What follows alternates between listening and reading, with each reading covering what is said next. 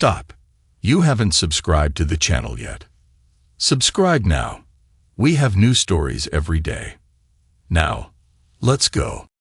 Levi Mercer gripped the stem of his wine glass, watching condensation bead and run down its surface. The chatter around the Danvers dining table swelled and ebbed like waves against the shore, but he remained silent, an island in the midst of his wife's boisterous family. So Levi, Hollis Danvers boomed from the head of the table, carving knife glinting under the chandelier light. How's that tech job treating you these days? Making the big bucks yet? Bree shot her father a look that Levi recognized all too well. Complicity wrapped in feigned innocence. She smoothed her napkin across her lap, red nails stark against the white cloth. Dad, you know, Levi doesn't like talking about money. He was just promoted last month. Levi said, feeling the familiar tightness gathering in his throat. He had prepared for this, rehearsed responses in the car on the drive over. Still, the stutter emerged, subtle but present. Cassidy, Bree's younger sister, leaned forward with genuine interest. Congratulations. What's the new position? As senior systems architect. Levi took a quick sip of wine, hoping the liquid would wash away the blockage in his throat. It's a good opportunity.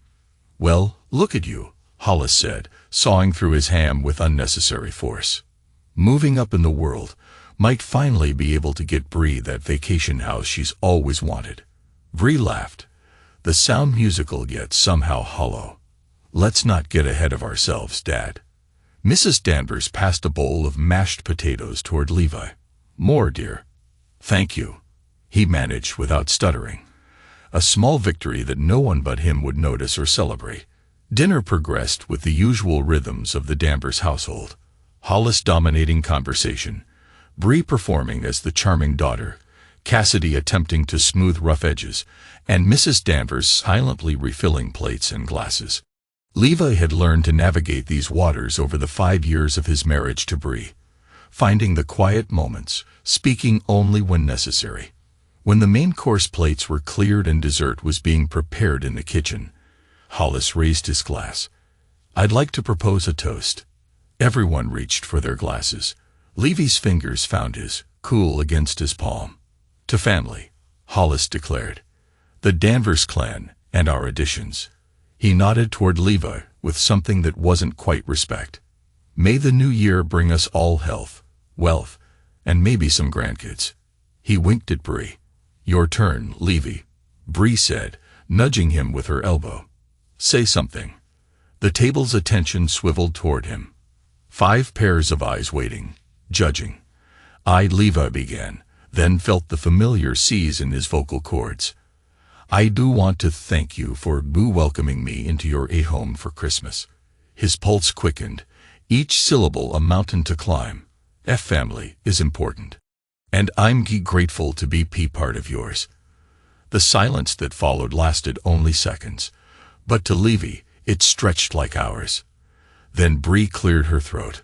Oh my God, she said, her voice light with amusement.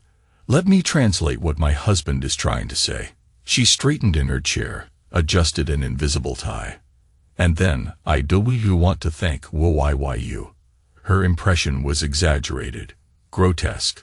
Hollis's laughter was loud and abrupt as a gunshot. Breel, Mrs. Danvers admonished. But her protest was weak, her eyes darting nervously between her husband and daughter. What? Bree's eyes widened with mock innocence. I'm just helping him out. Right, honey? She turned to Levi, her smile sweet as antifreeze, eliciting a snicker from Hollis's end of the table. Cassidy looked down at her plate, silent complicity written in her posture. Struggling like a broken machine, Bree continued, warming to her audience. Maybe if we turn him off and on again, he'll learn to speak like a normal person. Laughter rippled around the table. Even Mrs. Danvers, after a moment's hesitation, joined with a reluctant chuckle. Only Cassidy remained quiet, but she didn't object either. Levi's face burned, but he forced the corners of his mouth upward, a smile-shaped mask that felt like plastic stretched over bone. He rose from his chair, collected his plate and Bree's. "I'll help with the dishes," he said, each word careful and measured. In the kitchen, he stacked plates with methodical precision, letting water run over his hands until it scalded. The sound of laughter continued from the dining room, punctuated by Bree's voice mimicking his stutter to renewed hilarity. "Broken machine. Turn him off and on again." Levy dried his hands, pressed them against the cool granite countertop, and made a decision. Inside, something calculated and cold was spreading, like ice forming over a lake. Bree snored softly beside him, her back turned, hair splayed across the pillow in careless waves. 3:15 in the morning, and Levi hadn't slept. The events of the dinner replayed in his mind, a continuous loop of humiliation and betrayal. He slipped from the bed without disturbing her. In the guest bathroom, away from their shared master, he'd already stashed a pre-packed bag. Toiletries, a few changes of clothes, essential documents. Not enough to be noticed missing, but enough to start over. Levi moved through the house they'd shared for 4 years, collecting the things that mattered. His brother Albie's watch, the external hard drive with his private projects, the small wooden box containing his mother's wedding ring. He wrote no note. What could he possibly say that hadn't been made abundantly clear at that dinner table? 5 years of marriage, dissolving in a single night of clear-eyed recognition. She had never respected him, never loved him. Not really. At the front door, he paused, key in hand. Their wedding photo hung in the entryway. Bree radiant in white, himself smiling with hope and pride. He lifted it from the wall, removed the photo from the frame, and placed it face down on the entry table, a small act of finality. Outside, the winter air bit at his face. Ash Ridge slept under a blanket of fresh snow, houses dark except for the occasional porch light. His breath clouded before him as he loaded his bag into the car and slipped behind the wheel. He'd secured an apartment site unseen 3 weeks ago, paid the first month's rent in cash. A contingency plan he hadn't admitted to himself he was making, as if some part of him had always known this moment would come. The car started with a quiet rumble. Levy backed out of the driveway for the last time, leaving no tire tracks in the freshly fallen snow. The apartment was small. 1 bedroom, a combined living room and kitchen, bathroom with a shower stall, but no tub. But it was clean, functional, and most importantly, his alone. Levi unpacked his meager belongings, arranging them with care in the new space.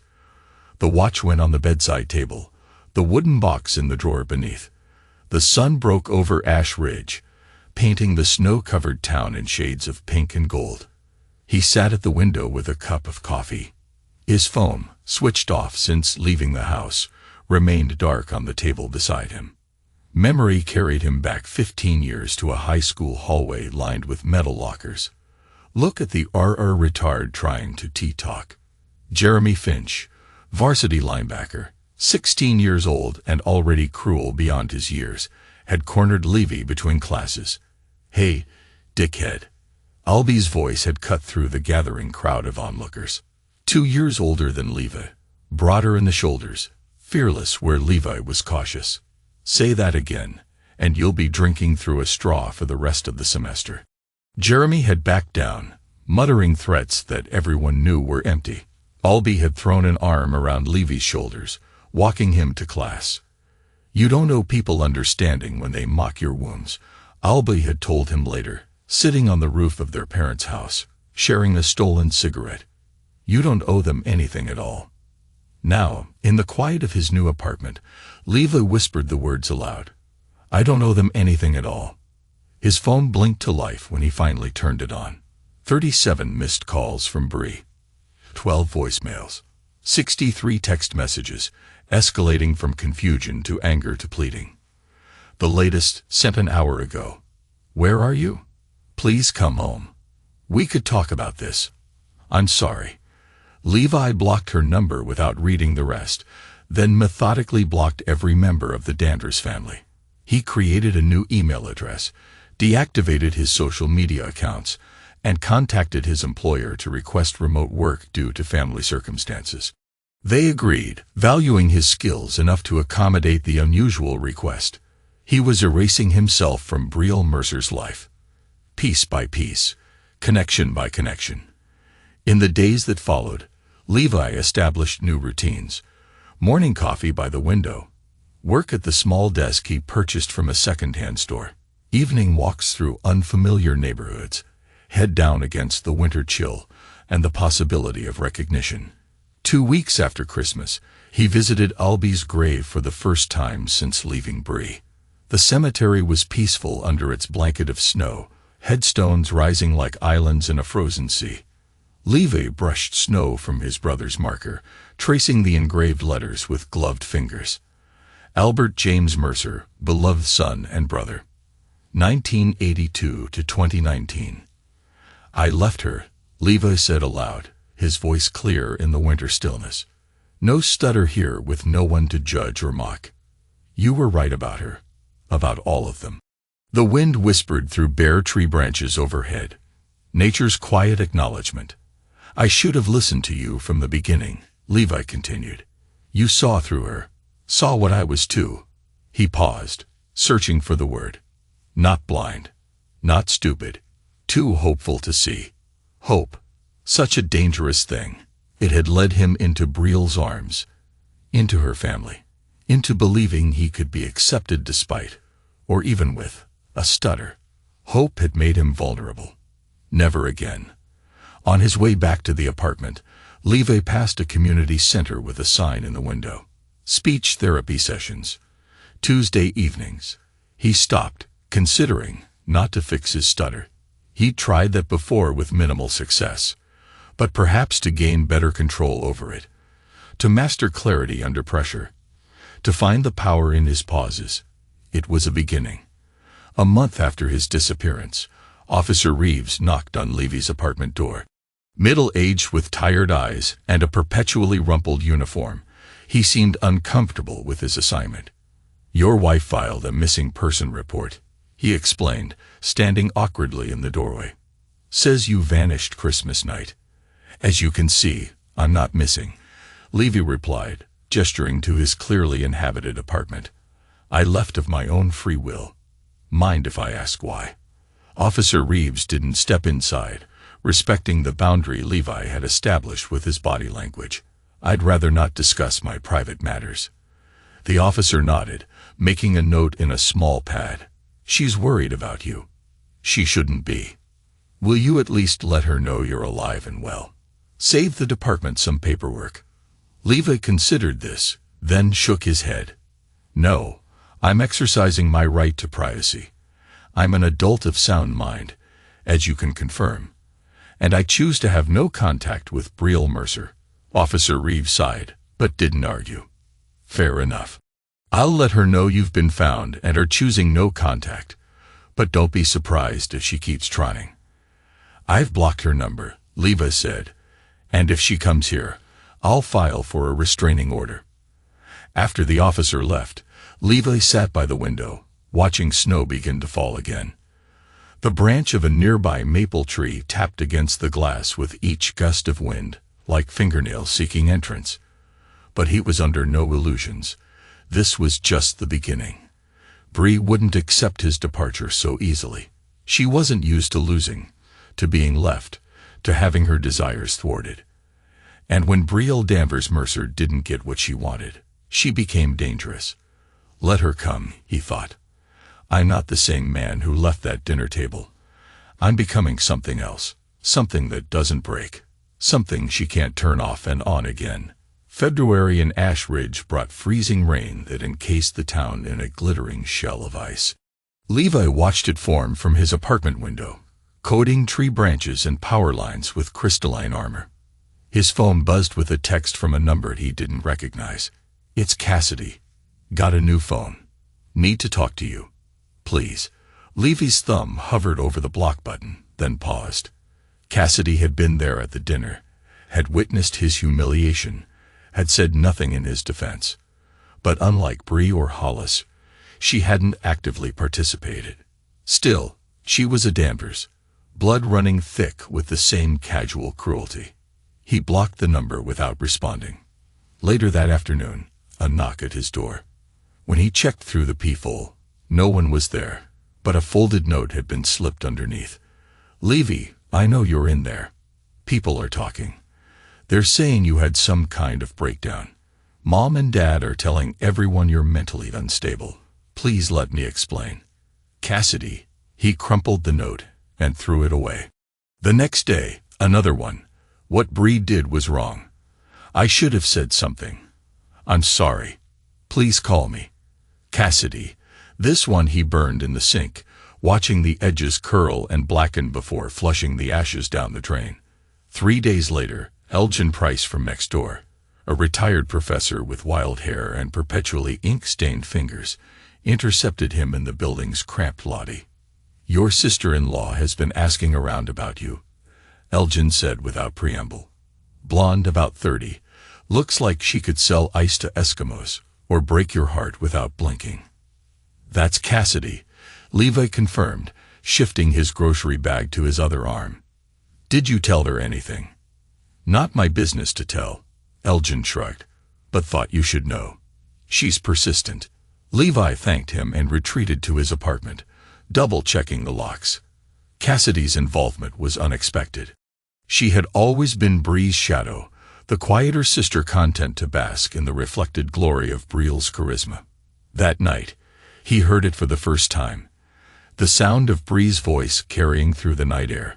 He'd been careful, selecting an apartment building across town, paying cash, using a P.O. box for mail. But somehow she'd found him.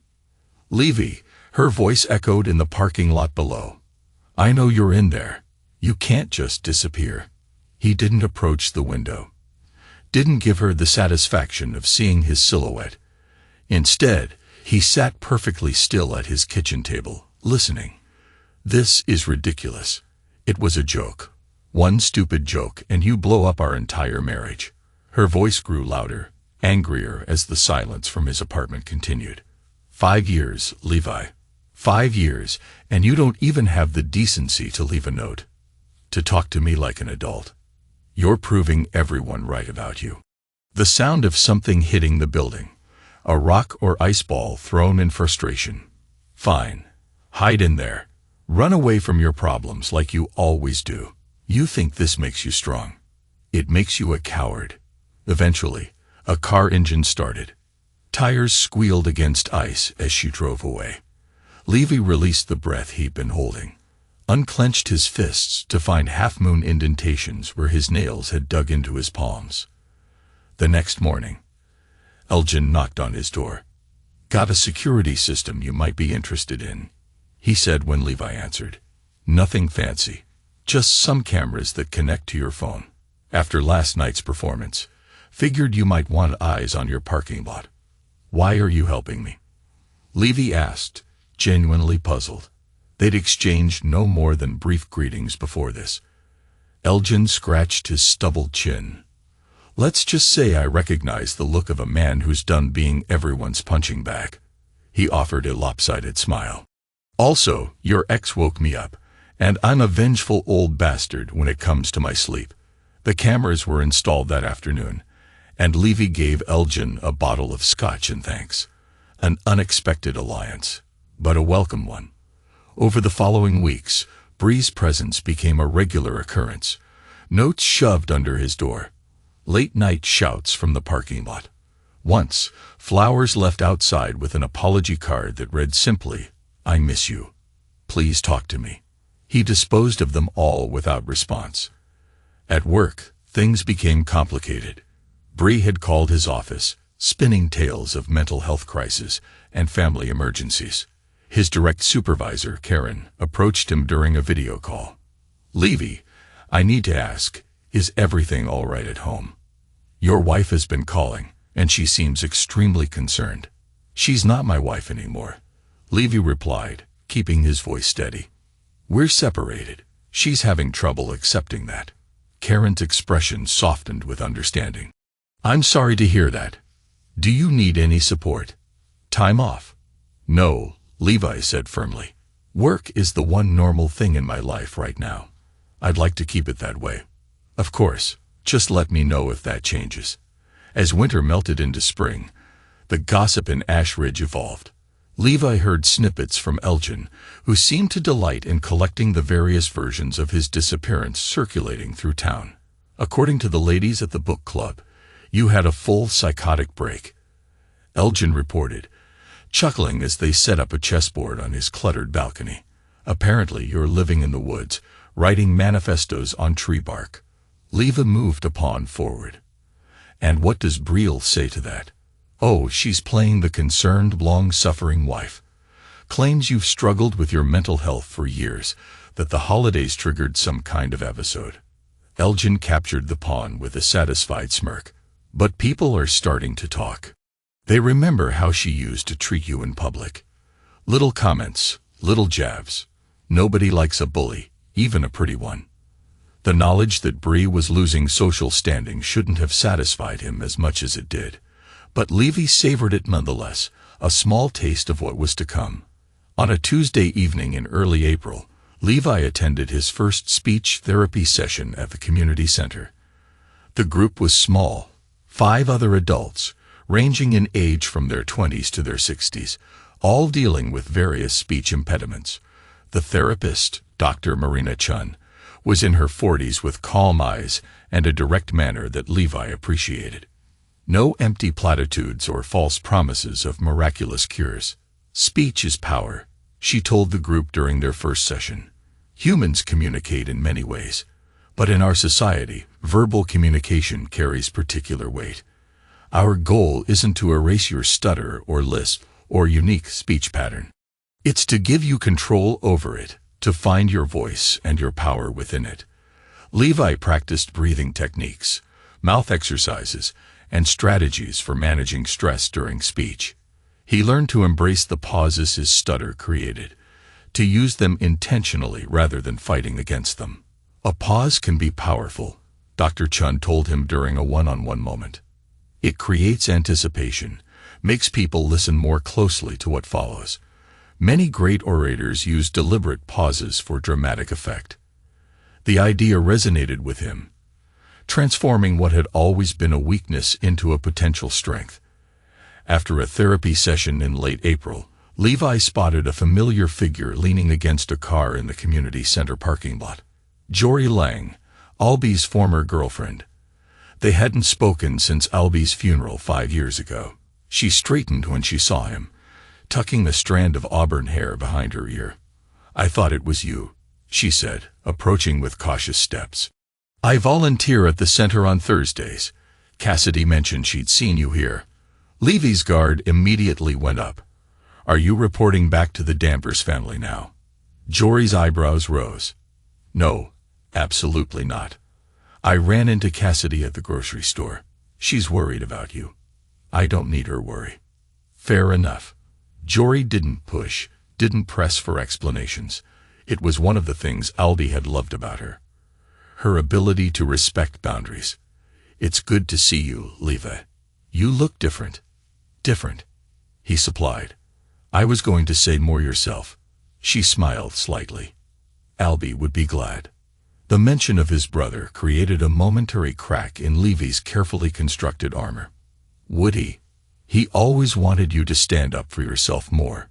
Jory glanced at her watch. I have to go, but... She hesitated, then pulled a business card from her pocket. I'm working at Westridge Medical Center now. Nursing supervisor. If you ever want to grab coffee, catch up. Levi took the card, tucked it into his jacket pocket. Thank you. As he watched her walk away, something Albie had said years ago echoed in his mind. Jory gets it. She sees people, really sees them. Back at his apartment, Levi pinned Jory's card to his refrigerator with a magnet. Not ready to call her yet, but not willing to discard the connection either. That night, his phone buzzed with a notification from the security app. Movement in the parking lot. Through the grainy night vision feed, he watched Bree approach the building, paper in hand. Another note, presumably, but instead of slipping it under his door, she taked it to the building's main entrance, where anyone entering or leaving would see it.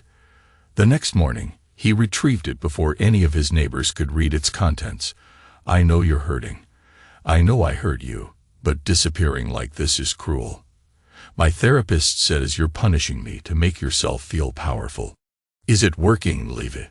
Do you feel like a big man now? Call me. We need to talk this through like adults. Her handwriting was perfect, as always. Each letter precisely formed. Even in written form, Bree's voice carried its familiar mix of concern and condescension. The subtle poison wrapped in sweet reasoning. Levi tore the note into tiny pieces and scattered them into the wind. 2 days later, he called Jory. They met at a small cafe on the outskirts of town, away from the usual Ash Ridge hangouts. Jory wore scrubs under her jacket, coming straight from an overnight shift. Sorry about the outfit, she said, sliding into the booth across from him. And my general zombie appearance. You look fine, Levi assured her, pushing a large coffee toward her side of the table. I remember Albie saying you survived on caffeine during nursing school. She smiled at the memory, wrapping her hands around the mug. He used to bring me coffee in the library at 2 in the morning. Snuck it past the guards in his jacket.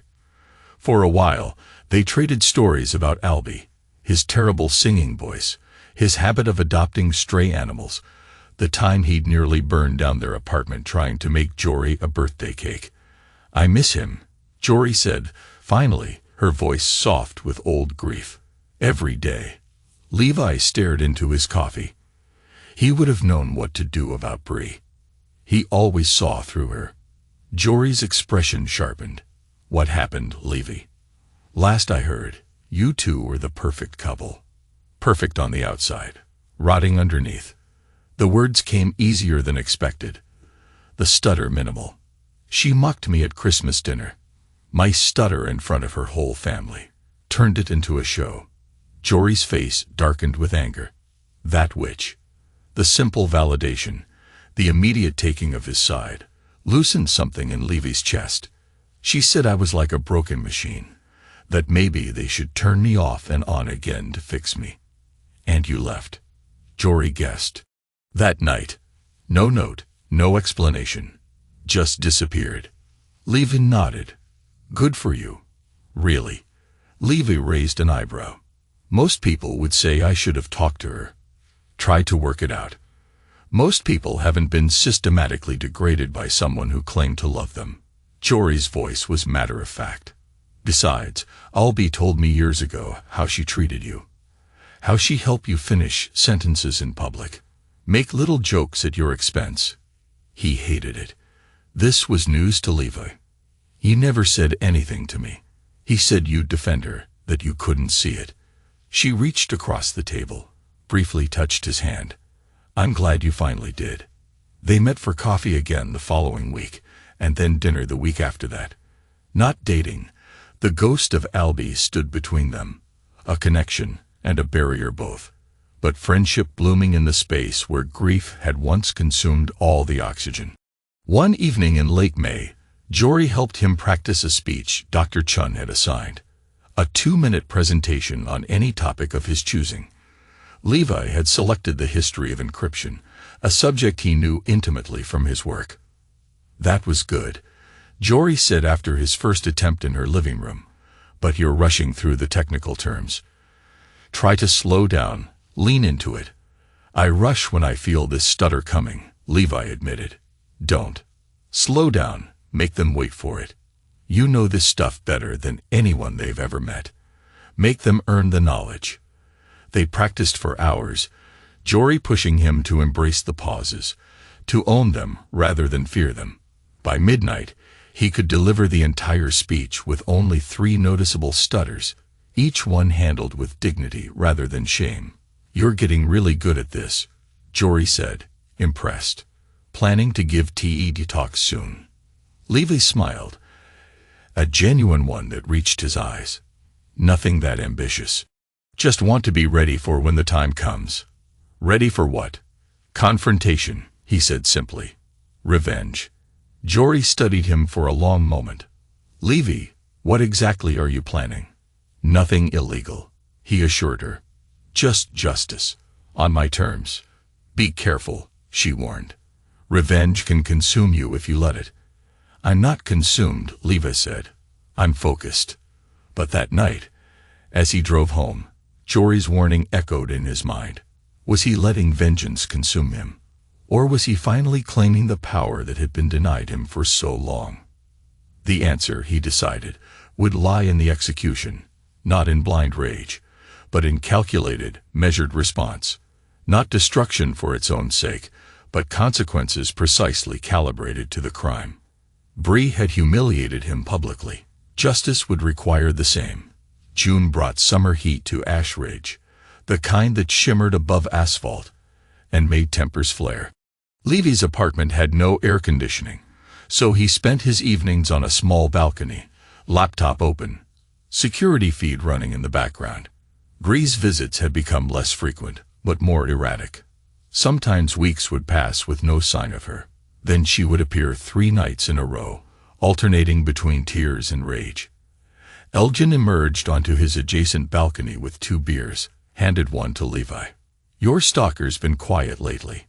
She's regrouping, Levy replied, accepting the cold bottle. Planning something new. You ever think about just talking to her, putting an end to all this drama? Levy took a long sip before answering. Would you negotiate with a virus? Reason with a hurricane? Elgin chuckled. Point taken. He settled in his chair, propping his feet on the railing. So what's the end game here, kid? Can't avoid her forever in a town this size. I'm not avoiding her. I'm waiting. For what? Levy didn't answer. But his expression must have revealed something because Elgin studied him with newfound interest. Well, the older man murmured, the quiet ones really are the most dangerous. He raised his bottle in a toast. Whatever you're planning, count me in. Been too long since I've been part of a good comeuppance. The opportunity Levi had been waiting for arrived a week later in the form of a community event announcement. Ash Ridge, Summer Festival Local Business Showcase. Bree's marketing firm would be featured prominently with her schedule to give a presentation on building your brand in a digital age. Her first major public appearance since Levy's departure. Perfect. Levi had been meticulously combing through old videos from their marriage. Family gatherings, parties, holidays, moments when Bree thought she was being subtly cruel. When she didn't realize she was being recorded, he found what he needed in footage from Thanksgiving 2 years earlier. Bree, slightly drunk on wine, demonstrating Levy's stutter to her college friends, laughing as she exaggerated his halting speech. This is him trying to order at a restaurant. I would LL like the CC chicken. The group's laughter, the camera panning to Levy's face, his forced smile, the humiliation in his eyes. Using skills honed during his years in tech, Levi edited the clip, removing any identifying features of the other guests, enhancing the audio to clearly capture Bree's mockery. 3 minutes and 27 seconds of pure, undeniable cruelty. He sent it anonymously to Derek Hadley, host of Ash Ridge's most popular radio show, and notorious gossip. Included was a brief message. Thought you might find this interesting. Local marketing executive Bree Mercer showing her true colors 3 days before the summer festival. Derek played the clip on his morning show. Listeners, I've received some disturbing footage of one of our local business leaders, Bree Mercer of Pinnacle Marketing, mocking individuals with speech impediments. Derek announced, his voice serious with performative concern. I warn you, what you're about to hear is quite upsetting. The clip played in its entirety. Now, I have to say, Derek continued after it ended, this kind of behavior is completely unacceptable in today's society. We've reached out to Ms. Mercer for comment, but haven't received a response yet. In the meantime, I'd like to hear from you, Ash Ridge. Call in with your thoughts on this troubling situation. Levi listened to the broadcast from his office, a cold smile playing at the corners of his mouth. The calls poured in. Outrage, condemnation, a few half-hearted defenses suggesting the clip might be taken out of context. By that afternoon, the video had spread across local social media. By evening, Pinnacle Marketing had issued a statement. We are aware of the video circulating and take these matters very seriously. We are investigating the situation and will address it appropriately. The next day, Bree was removed from the summer festival lineup. Jory called him that night. "Did you see the news about Bree?" "I saw," Levy replied, keeping his voice neutral. A pause on the line. "Did you have anything to do with it?" "Why would you think that?" "Levy," her tone was warning, concerned. "What happened to her was public humiliation. Exactly what she did to me." Another pause, longer this time.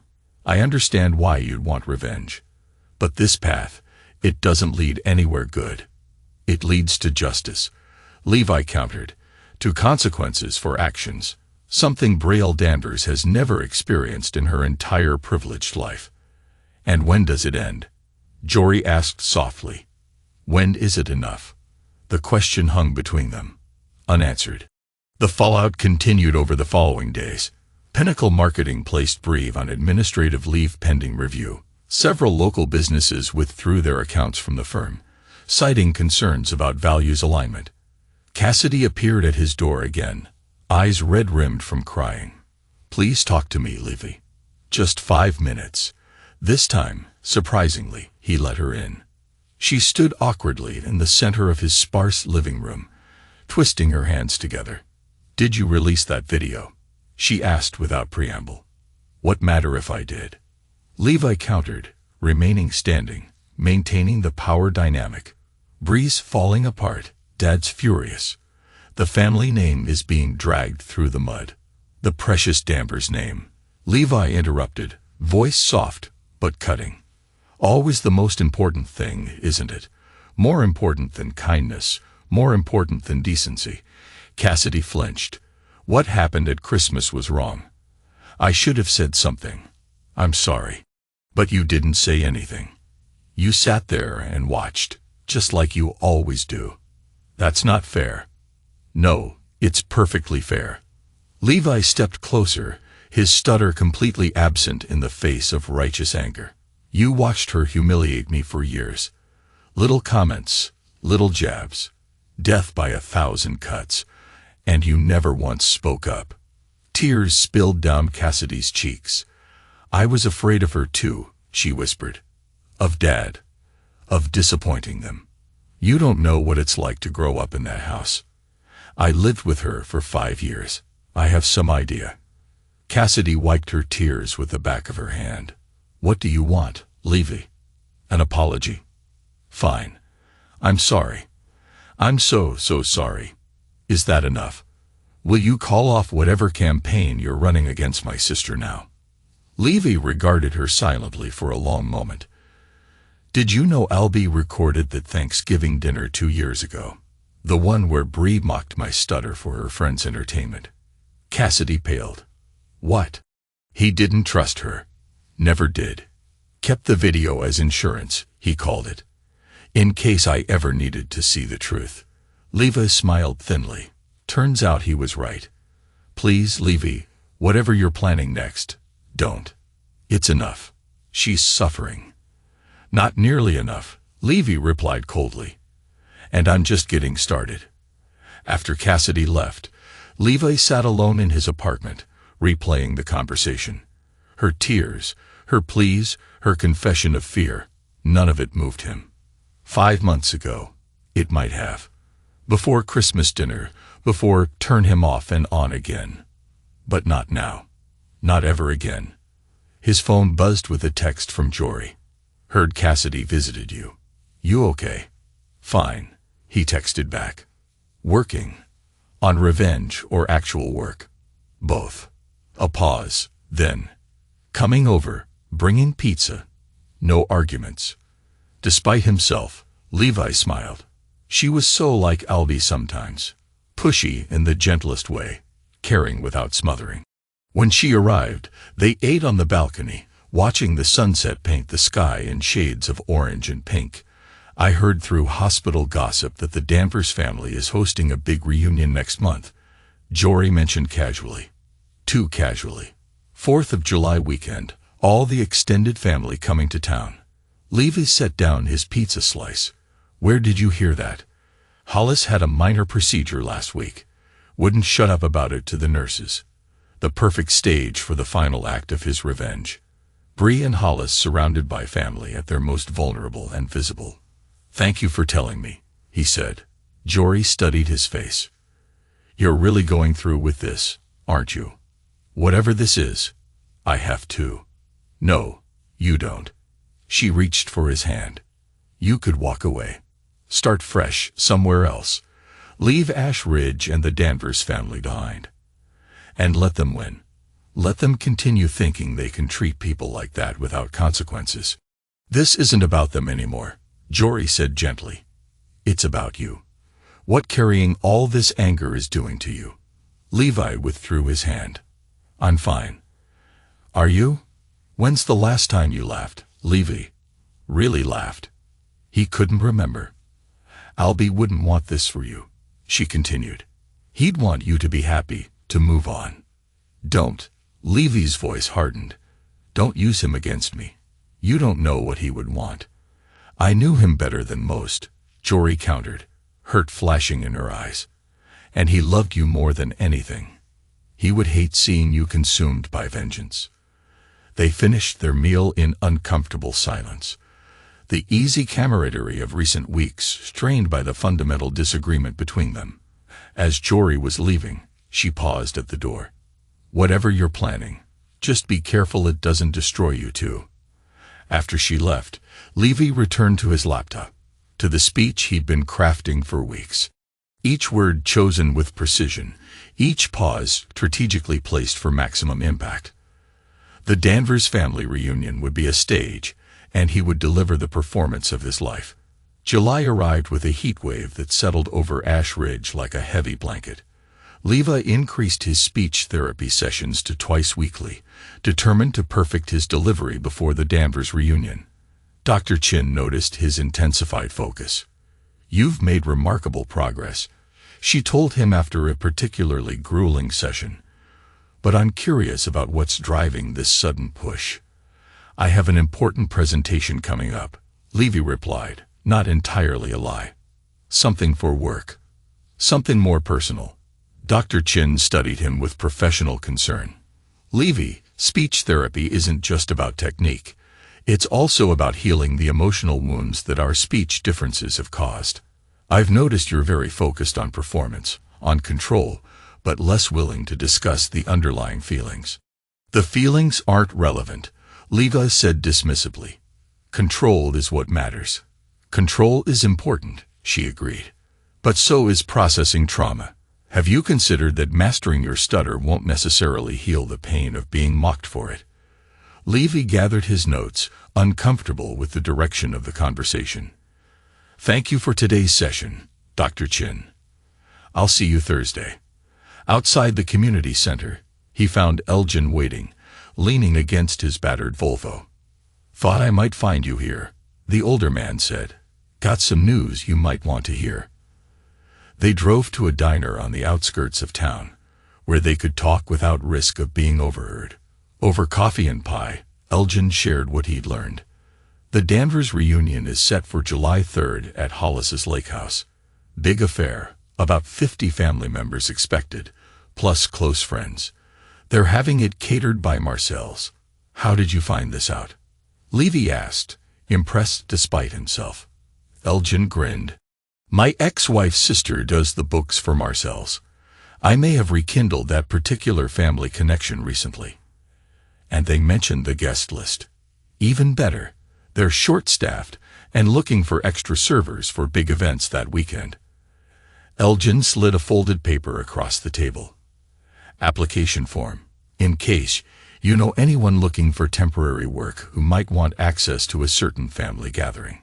Levi stared at the form, mind racing with possibilities. "Elgin, why are you helping me like this?" The older man's expression sobered. 30 years ago, I was you. Different circumstances, different people doing the hurting, but the same pain. Wish I'd had someone in my corner back then." He shrugged, suddenly self-conscious. Besides, nothing quite as satisfying as watching entitled people get exactly what they deserve. Back at his apartment, Levi considered Elgin's information. Working as a server would give him access to the reunion, but it would also place him in a subservient position, exactly where the Danvers family was used to seeing him, exactly where they'd expect him to be. No, he wouldn't come as a server, as someone easily dismissed or ignored. He would come as himself, uninvited and unannounced. He would command their attention on his terms. He called Jory, surprised when she answered on the first ring. "I owe you an apology," he said without preamble. "You were right to question my motivations, to worry about what this focus on revenge is doing to me." Jory was silent for a moment. "Does this mean you're reconsidering?" "No," Levi admitted, "but I want to do this right. Not from blind rage, but from a place of clarity. And I could use your help." "What kind of help?" "I need someone to listen to my speech. Someone who'll be honest about whether I'm crossing a line from justice into cruelty." Another pause. "When?" "Tonight." She agreed to come over, arriving an hour later with a bottle of wine and wary eyes. They sat on the balcony as the sun set, and Levi handed her the printed copy of his speech. "I want you to read it first," he said. "Then I'll perform it. And you can tell me if there are differences." Jory read in silence, her expression giving nothing away. When she finished, she looked up, meeting his gaze directly. "It's powerful," she said quietly. "And truthful. But Levi, delivering this to the entire Danvers family, it's going to burn bridges permanently." "Those bridges were already burned at Christmas dinner," he replied. "They just don't know it yet." "Then let me hear you deliver it." Levi stood, centering himself the way Dr. Chin had taught him. He took 3 deep breaths, felt his diaphragm expand and contract. Then he began. The words flowed more smoothly than they ever had before, his stutter emerging only at strategic moments, points where the slight hesitation actually enhanced the emotional impact. He maintained eye contact with Jory throughout, watching her expression shift from wariness to surprise to something like respect. When he finished, the balcony was silent except for the distant sounds of traffic and cicadas. "Well?" he asked finally. "It's not what I expected," Jory admitted. "I thought you'd go for public humiliation, the way she humiliated you. But this is something different. This is the truth," Levi said simply, laid bare for everyone to see. No exaggeration needed. "They won't forgive you for this," she warned. "I don't want their forgiveness." Levi's voice was calm, certain. "I want their acknowledgement. I want them to know exactly what they did, and why I left." Jory stood, crossing the balcony to stand before him. "Then I think you're ready," she said softly. "And I'll be there if you need me. Not because I'd fully agree with what you're doing, but because—" She hesitated, searching for the words. "Because Albie would want someone in your corner. And because you deserve that much." The weeks leading up to the reunion passed in a blur of preparation.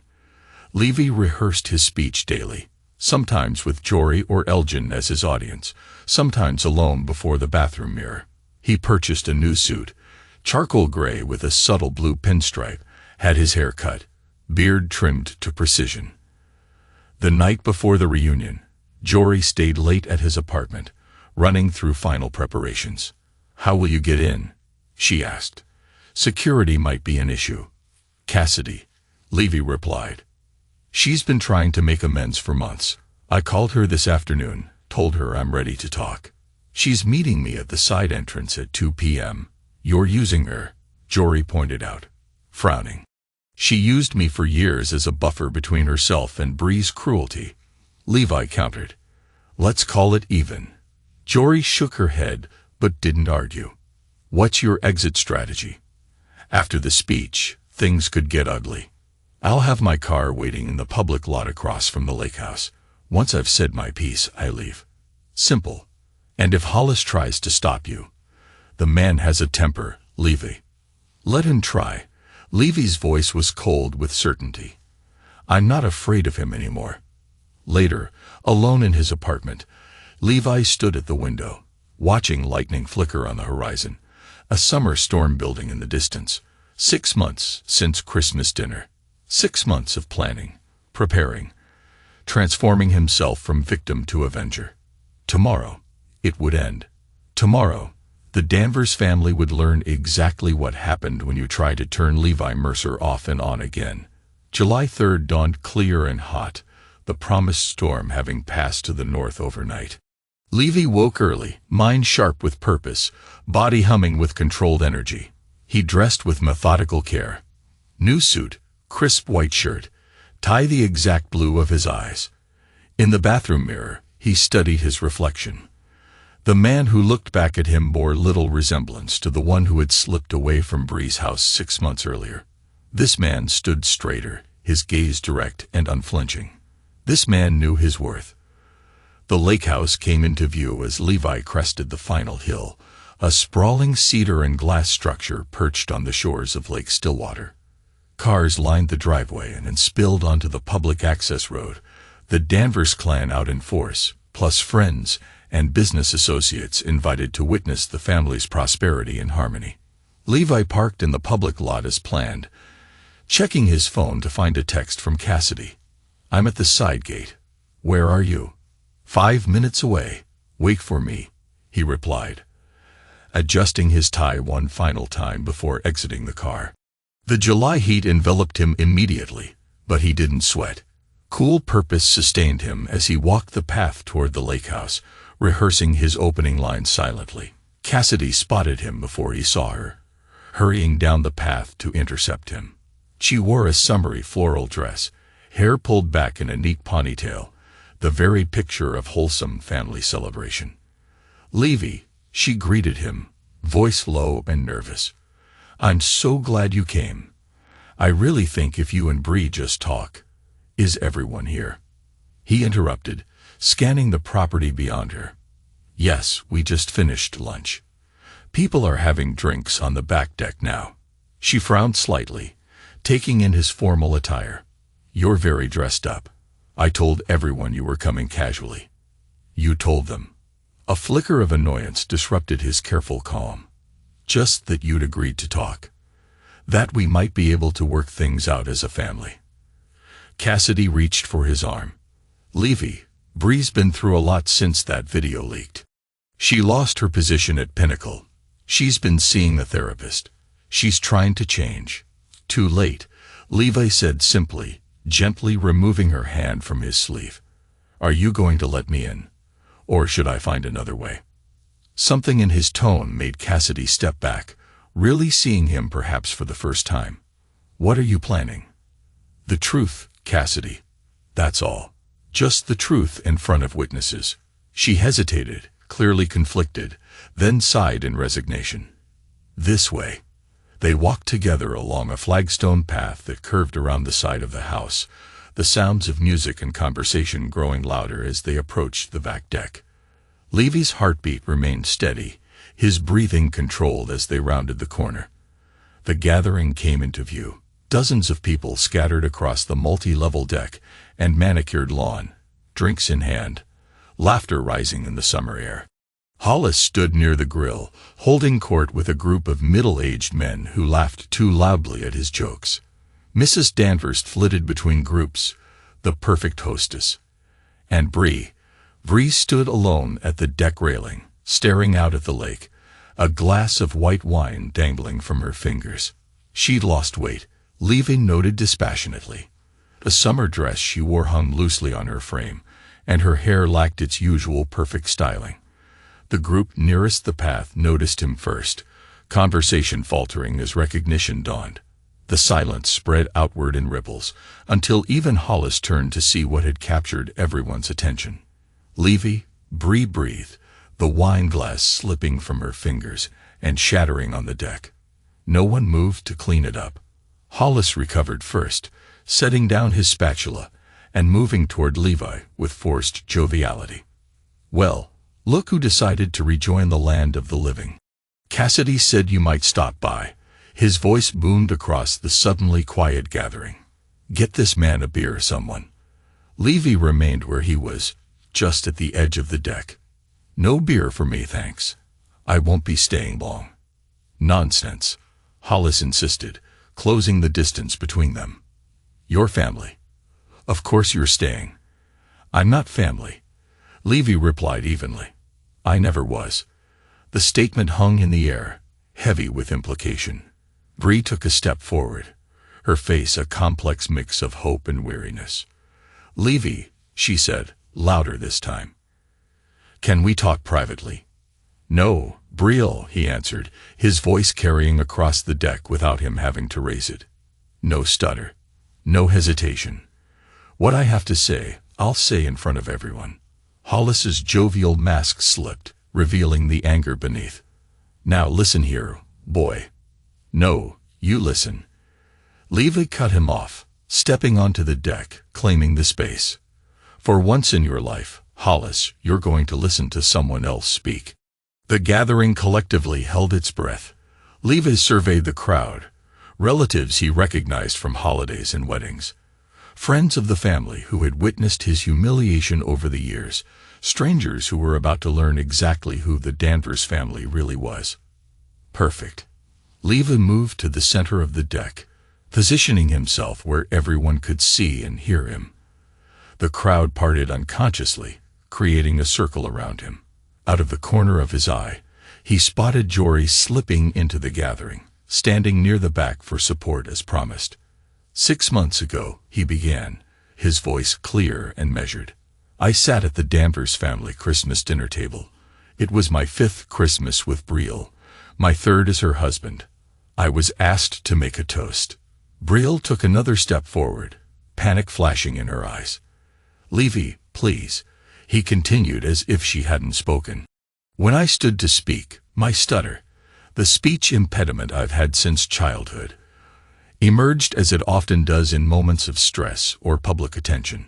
Around the deck, people shifted uncomfortably, some avoiding eye contact, others watching with confused interest, not yet understanding where this was leading.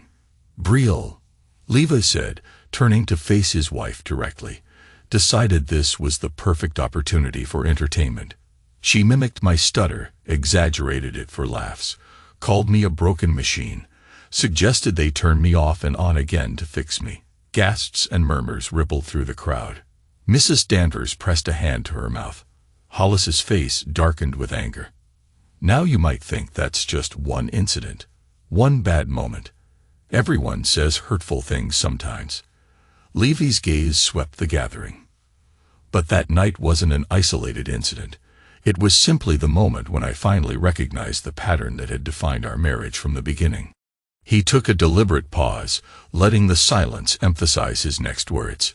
"For 5 years, I was the target of constant subtle degradation. Little comments about my speech, jokes at my expense, Bri helping me finish sentences in public as if I were a child. Hollis and Bree exchanging looks when I struggled with a word, their private amusement at my expense." Levy turned to address the extended family directly. "You all saw it at weddings, at holidays, at family gatherings, just like this one. Some of you laughed along. Some looked away uncomfortably. None of you said a word in my defense. Several people in the crowd had the decency to look ashamed. One older woman, Brienne, if Levi remembered correctly, nodded slightly, acknowledging the truth of his words. That night, I finally understood what my brother, Albie, had tried to tell me years ago, that I did no understanding to people who mocked my wounds, that I deserved basic respect, especially from those who claimed to love me." Levy's voice remained steady, but he allowed his stutter to emerge naturally on the next sentence, using it for emphasis rather than hiding it. "So I left without a note, without an explanation, because the truth is no explanation should have been necessary. The reason for my departure should have been obvious to anyone with a conscience." Bree stepped into the circle now, tears streaming down her face. "Levy, I'm sorry. I was thoughtless and cruel. I've been in therapy, trying to understand why I treated you that way. Please give me a chance to make it right."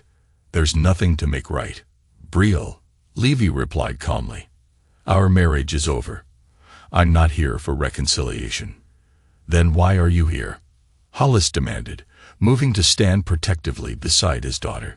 "To humiliate her in front of everyone. To get your revenge."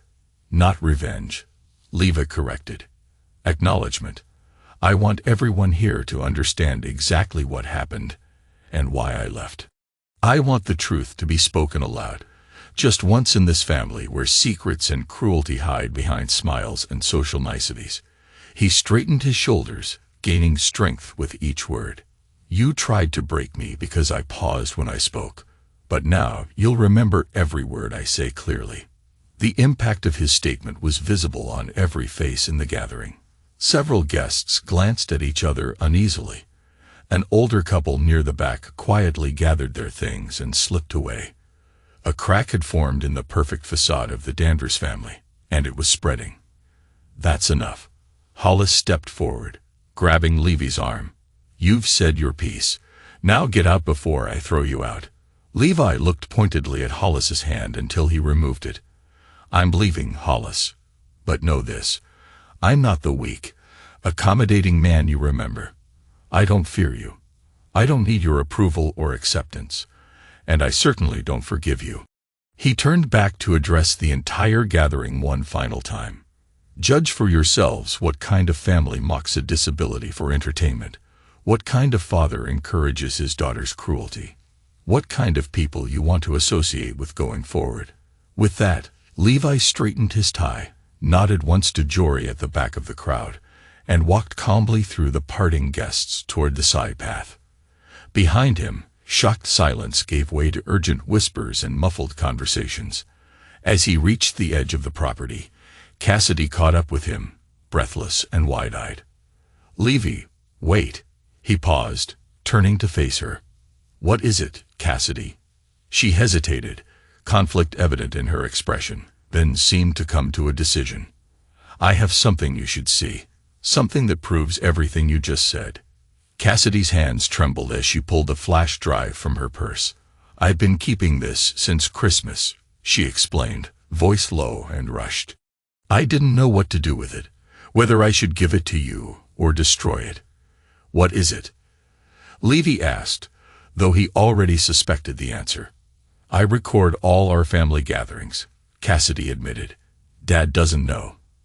I started doing it years ago when I was in therapy, trying to understand our family dynamics. That night, Christmas dinner, I got everything. The toast, what Bree said, all of it. Levi stared at the small device she pressed into his palm. Its weight insignificant compared to the potential power it contained. Concrete evidence of his humiliation captured in real time. Why are you giving this to me now? He asked, studying her face. Cassidy glanced back toward the lake house, where raised voices could be heard even from this distance.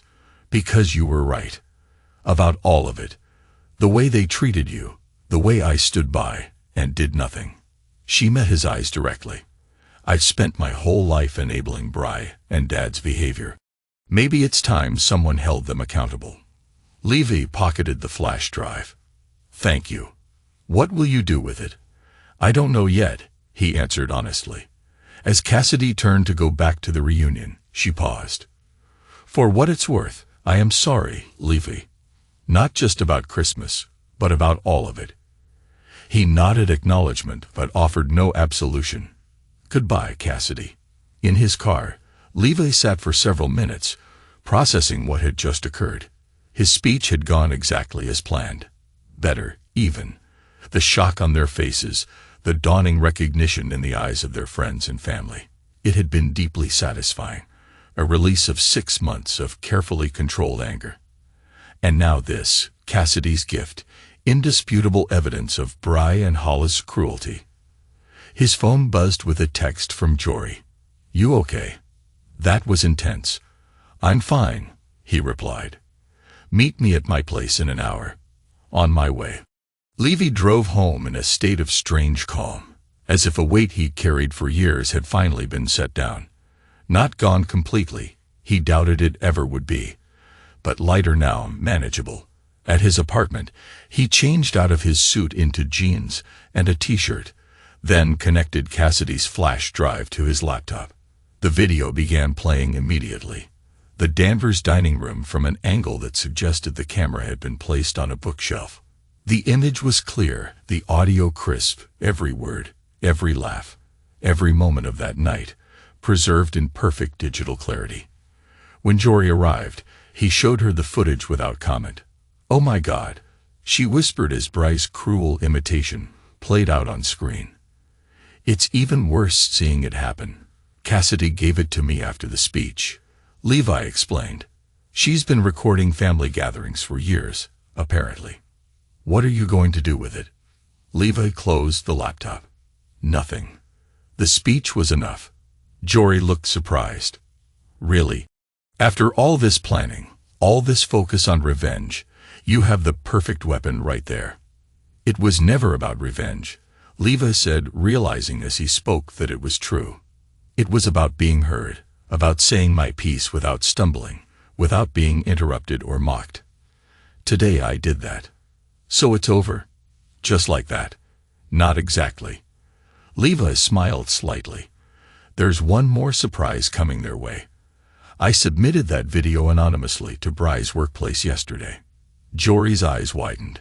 "Levi," along with several other clips from holidays and gatherings, showing a pattern of behavior over years. Enough evidence to demonstrate that the Thanksgiving video wasn't an isolated incident. "That's why you delayed your confrontation until today," Jory realized. "So they'd be dealing with the family fallout at the same time as the professional consequences." Levi nodded. "Pinnacle Marketing has been looking for a reason to cut ties with her completely. This gives them the justification they need. And Hollis is up for re-election to the school board next month. Let's see how his candidacy holds up when parents learn how he treats someone with a disability." "Scorched earth," Jory murmured, not entirely disapproving. "They tried to burn me first," Levi replied simply. "I'm just returning the favor." The professional consequences materialized quickly. By Monday morning, Bry had been officially terminated from Pinnacle Marketing, the company citing behavior inconsistent with our values of inclusivity and respect. Hollis, facing mounting public pressure, withdrew from the school board race, citing family priorities that everyone in town understood as damage control. Bree appeared at Levy's apartment building again that evening, but this time there were no notes, no shouted pleas. Just a woman standing in the parking lot looking up at his window with an expression of defeat and dawning comprehension. For the first time in 6 months, Levy opened the window. Their eyes met across the distance. "Please," she called up, voice ragged with emotion. "Just talk to me. Tell me how to fix this." Levi looked down at her, this woman he had once loved who had systematically dismantled his self-worth for years. "You can't fix this," he said clearly, each word distinct and final. "You can't turn me off. And I'll never let you back on." He closed the window and turned away, a small smile playing at the corners of his mouth. Perfect delivery. No stutter at all. August brought relief from the heat as autumn approached Ash Ridge. Levi moved through his days with a newfound lightness, the burden of his marriage and his revenge plan finally behind him. Word of the confrontation at the Danvers reunion had spread throughout town, along with rumors of the video evidence that had cost Bray her job and Hollis his position. The Danvers family social standing, once unassailable, had eroded dramatically. Elgin, sharing coffee on their adjacent balconies one morning, brought the latest gossip. Heard Briel's moving to Portland. Fresh start, apparently. Good for her, Leva said, and meant it. The anger that had fueled him for months had dissipated, leaving behind neither forgiveness nor bitterness, but a clean detachment. "Hollis is telling anyone who will listen that you doctored those videos," Elgin continued. "Not that many people believe him anymore." "Let him talk," Levi shrugged. "The truth has a way of prevailing." Cassidy had reached out once more, a text that simply read, "Thank you for using the videos responsibly. I'm starting therapy again. Maybe someday we can talk."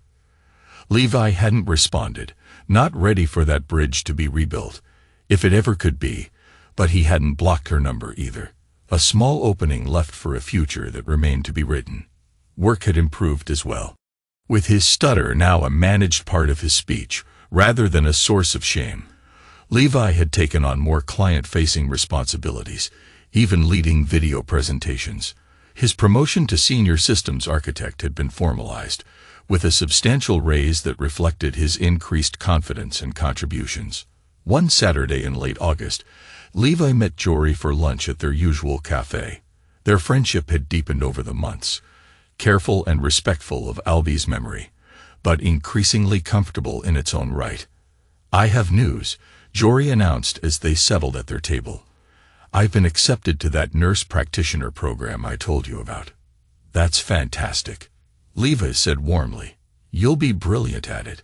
"It's in Seattle," she added, watching his face carefully. "I start in January." "Seattle," Levi repeated, absorbing this. "That's far. 6 hours by car, less by plane." Jory fidgeted with her napkin. "I was wondering if maybe you might consider applying for jobs there too, eventually, when you're ready." The suggestion hung between them, loaded with unspoken possibilities. "I don't know if I'm ready to leave Ash Ridge yet," Levi admitted. "There's still something I need to do here first." "What's that?" "Visit Albie once more. Properly this time." Understanding dawned in Jory's eyes. "Want company for that?" Levi considered, then nodded. "I'd like that." The cemetery was peaceful in the late summer afternoon. Dappled sunlight filtering through mature oak trees that lined the paths. Levi and Jory walked side by side, carrying fresh flowers for Albie's grave. At the headstone, Levi knelt to clear away dried leaves that had gathered at its base. "I brought a visitor," he said conversationally to the stone. "Though I guess she's not really a visitor to you." Jory smiled sadly, placing her flowers beside Levi's. "Hey, Albie. Miss you every day." Levi ran his fingers over the engraved dates that bracketed his brother's too short life. "I finished what I started," he told the stone. Said what needed saying, made them listen. The breeze rustled through the trees overhead, a natural response to his words. "You were right all along," Levi continued, "about Bray, about not owing understanding to people who mock your wounds. Wish I'd listened sooner." He reached into his jacket pocket and withdrew a laminated document, a printed copy of the speech he'd delivered at the Danvers reunion. With careful movements, he placed it at the base of the headstone, anchoring it with a small stone. "Words of power," he said softly. "You taught me that. I finally learned how to use mine."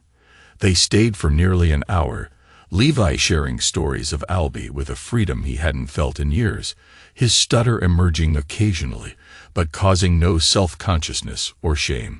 When they finally walked back to the car, the setting sun painted the cemetery in gold and amber light. "What now?" Jory asked as they drove back toward town. "After all this, the confrontation, the videos, the closure, what does Levi Mercer do next?" It was a question he'd been asking himself for weeks. The revenge that had structured his days was complete. The marriage that had defined 5 years of his life was over. The future stretched before him, unwritten. "I've been thinking about starting something," he said slowly.